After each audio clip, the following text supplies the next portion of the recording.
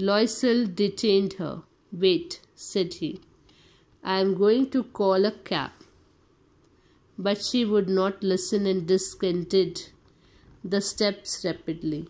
When they were in the street, they found no carriage, and they began to seek for one, hailing the coachman whom they saw at a distance. Now his husband thought that, let me bring a cab for us. We will go in a cab. I will call the cab. But she would not listen, because she wanted that nobody should notice them. Okay, and she is moved very fast from there. Rapidly she was moving, and when they were in the street, they found no carriage, and they didn't got any carriage, and they began to seek for one, hailing the coachman whom they saw at a distance. They walked along toward the river, hopeless and shivering. Now they were walking toward the river, and hopeless they were, and shivering also, because it was cold. Finally, they found one of those old carriages that one sees in Paris after nightfall. So they got one old carriage that they can see in Paris after nightfall.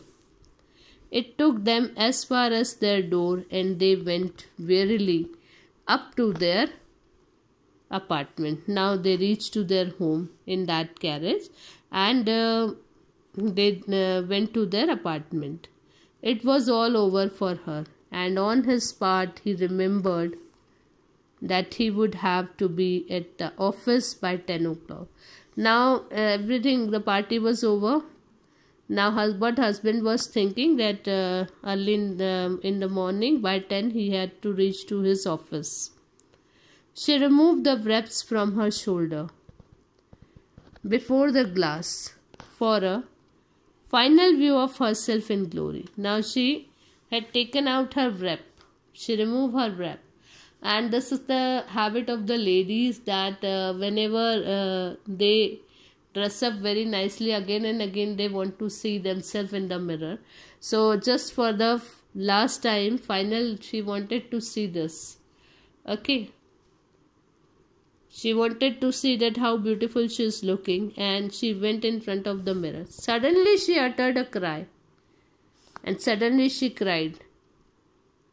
Her necklace was not around her neck, because there was no necklace around her neck. She was shocked to see this, that she is not wearing the necklace. She doesn't have the necklace.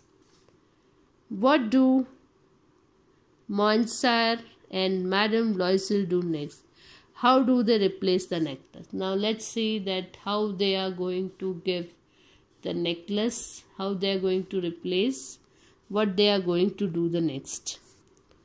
So Loisel, already half undressed, asked, "What is the matter?" Now her husband said, he half undressed means now he is going to sleep wearing the night dress. So, "What is the matter?" he said. "Why you cried?" She turned toward him excitedly. I no longer have Madame Forestier's necklace." And now she said that, "Where is my necklace? I am not able to see my necklace." He arose in dismay. "What house is that? It is not possible." Now they know that that was a diamond necklace, and they are not getting that. She misplaced. And they look in the folds of the dress. Maybe sometime it happened that it can be maybe the hook of the necklace, or it was not tied properly, or something happened. So they look in the folds of the dress, in the folds of the coat, okay, in the pockets, everywhere in the dress they were searching. They could not find it, and they didn't got the necklace. He added, "You are sure you still had it when we left the minister's house?" Now he said that, "Are you sure? Then when we left that minister's house, you are wearing that in your neck. Okay, if it is there, or maybe it was fallen in the carriage, or when we are walking on the road that time, or when we are coming to our apartment that time. So that's why he was asking that, are you sure that you are wearing in the minister's house?